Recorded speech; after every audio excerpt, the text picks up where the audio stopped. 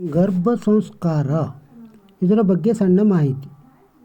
ಪುರಾಣದಲ್ಲಿ ಪ್ರಹ್ಲಾದ ಗರ್ಭದಲ್ಲಿದ್ದಾಗ ನಾರದ ಕಲಿಸಿದ ವಿಷ್ಣುನಾಮ ಜಪ ಅವನ ವ್ಯಕ್ತಿತ್ವವನ್ನು ರೂಪಿಸಿತ್ತು. ತಾಯಿ ಸುಭದ್ರೆ ಗರ್ಭದಲ್ಲಿದ್ದಾಗಲೇ ಚಕ್ರವ್ಯೂಹ ಭೇದಿಸುವ ವಿದ್ಯೆಯನ್ನು ಕಲಿತ ಅಭಿಮನ್ಯುವಿನ ಕಥೆ ಎಲ್ಲರಿಗೂ ಗೊತ್ತಿದೆ. ಗರ್ಭ ಸಂಸ್ಕಾರ ಅಂದರೆ ಹೊಟ್ಟೆಯೊಳಗೆ ಬೆಳೆಯುತ್ತಿರುವ ಮಗುವಿನಿಂದಲೇ ಅದಕ್ಕೆ ಶಿಕ್ಷಣ ನೀಡುವುದು ಎಂದರ್ಥ. ಮಕ್ಕಳು ತಾಯಿಯ ಹೊಟ್ಟೆಯೊಳಗಿರುವಾಗಲೇ ಎಲ್ಲವನ್ನೂ ಗ್ರಹಿಸಿ ನೆನಪಿನಲ್ಲಿ ಇರಿಸಿಕೊಳ್ಳುತ್ತಾರೆ ಎಂದು ವಿಜ್ಞಾನಿಗಳು ಮತ್ತು ಜ್ಞಾನಿಗಳು ಕೂಡ ತಿಳಿಸುತ್ತಾರೆ. ಹಾಗಾದರೆ ಗರ್ಭಾವಸ್ಥೆಯಲ್ಲಿ ಗರ್ಭಿಣಿ ಸಂಗೀತ ಭಜನೆ ಕೇಳುವುದರಿಂದ ಆಗುವ ಪ್ರಯೋಜನಗಳೇನೆಂದು ತಿಳಿಯೋಣ. ಹಾಡುಗಳು ಮನಸ್ಸನ್ನು ಉಲ್ಲಾಸದಿಂದಿಡುತ್ತವೆ. ಸಂಗೀತವನ್ನು ಇಷ್ಟಪಡುವುದವರಿಲ್ಲ. ಪುಟ್ಟ ಮಕ್ಕಳಿನಿಂದ ಹಿಡಿದು ವಯಸ್ಸಾದವರು ಸಹ ಸಂಗೀತವನ್ನು ಇಷ್ಟಪಡುತ್ತಾರೆ. ಗರ್ಭಾವಸ್ಥೆಯಲ್ಲಿ ಸಂಗೀತ ಕೇಳುವುದರಿಂದ ಒಳಗಿರುವ ನಿಮ್ಮ ಪುಟ್ಟ ಕೂಸು ಎಷ್ಟು ಖುಷಿ ಪಡುತ್ತದೆ ಎಂದು ನಿಮಗೆ ಗೊತ್ತೇ? ಮಗುವಿನ ಶಬ್ದಗ್ರಹಿಕೆಯನ್ನು ವೃದ್ಧಿಸುತ್ತದೆ. ಬಳಸಿ ಸಂಗೀತವನ್ನು ಆಲಿಸುವುದರಿಂದ ಮಗುವಿನ ಶಬ್ದಗ್ರಹಿಕೆಯ ಶಕ್ತಿ ಹಾಗೂ ಮೆದುಳಿನ ಬೆಳವಣಿಗೆಗೆ ಸಹಕಾರಿಯಾಗಲಿದೆ. ಏನೂ ಅರ್ಥವಾಗದೇ ಇದ್ದರೂ ಹಾಡುಗಳಿಂದ ಹೊರಬರುವ ಶಬ್ದಗಳಿಗೆ ಕಿವಿ ಕೊಟ್ಟು ಕೇಳಲ್ಪಡುತ್ತವೆ. ಇದರಿಂದ ಮಗುವಿನ ಗ್ರಹಣ ಶಕ್ತಿ ಮತ್ತಷ್ಟು ವೃದ್ಧಿಸುತ್ತದೆ.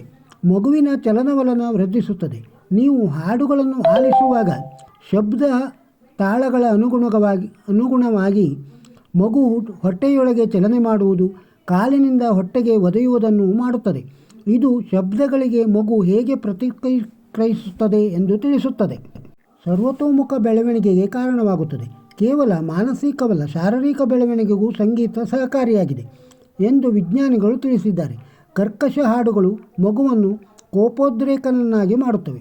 ಆದರೆ ಮೃದು ಸಂಗೀತ ಮಗುವಿನ ಮನಸ್ಸನ್ನು ತಿಳಿಗೊಳಿಸಿ ಹುಟ್ಟಿದ ನಂತರ ಜೋಗುಳದಂತೆ ಅನ್ನಿಸಿ ನಿದ್ರೆಗೆ ಜಾರುತ್ತವೆ. ಮಗುವಿನ ಮನಸ್ಸಿನ ಒತ್ತಡ ಕಡಿಮೆಗೊಳಿಸುತ್ತದೆ. ಒತ್ತಡ ಕೇವಲ ದೊಡ್ಡವರಿಗಲ್ಲ, ಹೊಟ್ಟೆಯಲ್ಲಿರುವ ನಿಮ್ಮ ಕಂದಮ್ಮಗಳೂ ಕೂಡ ಒತ್ತಡಕ್ಕೆ ಒಳಗಾಗುತ್ತವೆ. ಸಂಗೀತ ಕೇಳುವುದರಿಂದ ಮಗುವಿನ ಮನಸ್ಸು ಪ್ರಶಾಂತವಾಗಿ ಚೆನ್ನಾಗಿ ನಿದ್ದೆ ಮಾಡುತ್ತದೆ.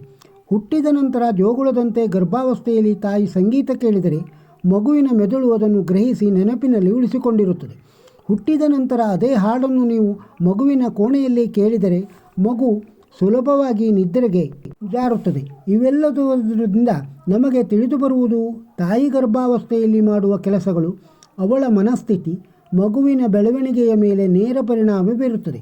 ಆದ್ದರಿಂದ ನಿಮ್ಮ ಗರ್ಭಾವಸ್ಥೆಯನ್ನು ಸಂತೋಷದಿಂದ ಅನುಭವಿಸಿ. ಕೃಷ್ಣಾರ್ಪಣಮಸ್ತು. ಗರ್ಭ ಸಂಸ್ಕಾರದ ಬಗ್ಗೆ ಕೇಳಿದಿರಲ್ಲ. ಈಗೊಂದು ಆಧ್ಯಾತ್ಮಿಕ ವಿಚಾರ. ಮಂತ್ರವನ್ನು ಗುರುವಿನಿಂದ ಉಪದೇಶ ಪಡೆದೇ ಕಲಿಯಬೇಕು. ಇಲ್ಲದಿದ್ದರೆ ಅದರಿಂದ ಏನೂ ಪ್ರಯೋಜನವಿಲ್ಲ, ಬದಲಿಗೆ ಹಾನಿಯೇ ಉಂಟಾಗಬಹುದು ಎಂದು ಶಾಸ್ತ್ರಗ್ರಂಥಗಳು ಹೇಳುತ್ತವೆ. ಗಾಯತ್ರಿ ಮಂತ್ರವನ್ನು ಉಪನಯನ ಕಾಲಕ್ಕೆ ತಂದೆಯೇ ಉಪದೇಶ ಮಾಡಬೇಕು. ಇನ್ನುಳಿದ ಮಂತ್ರಗಳನ್ನು ಗುರುಗಳು ಕ್ರಮಬದ್ಧವಾಗಿ ಹೇಳಿಕೊಟ್ಟು ಕಲಿಸಬೇಕು ಎಂಬ ಪದ್ಧತಿ ಇದೆ. ಆದರೂ ಕೆಲವರು ತಾವೇ ಪುಸ್ತಕ ಓದಿಕೊಂಡು ಮಂತ್ರಗಳನ್ನು ಕಂಠಪಾಠ ಮಾಡುವುದೂ ಇದೆ. ಅಥವಾ ಇನ್ನು ಕೆಲವರು ಕ್ಯಾಸೆಟ್ CD ಕೇಳಿಕೊಂಡು ಯೂಟ್ಯೂಬ್ ನೋಡಿಕೊಂಡು ಮಂತ್ರ ಕಲಿಯಲು ಪ್ರಯತ್ನ ಮಾಡುವುದೂ ಉಂಟು. ಹೀಗೆ ಮಾಡಿದರೆ ಮಂತ್ರವನ್ನು ಕಂಠಪಾಠ ಮಾಡಬಹುದು ಅಷ್ಟೇ, ಆದರೆ ಕಲಿಯಲು ಸಾಧ್ಯವಿಲ್ಲ. ಪ್ರತಿಯೊಂದು ಮಂತ್ರಕ್ಕೂ ಸ್ವರ ಪ್ರಸ್ತಾರಗಳು ಇರುತ್ತವೆ. ಏರಿಳಿತ ಹ್ರಸ್ವ ದೀರ್ಘಗಳು ಕೇವಲ ಓದಿನಿಂದ ಬರುವುದಿಲ್ಲ.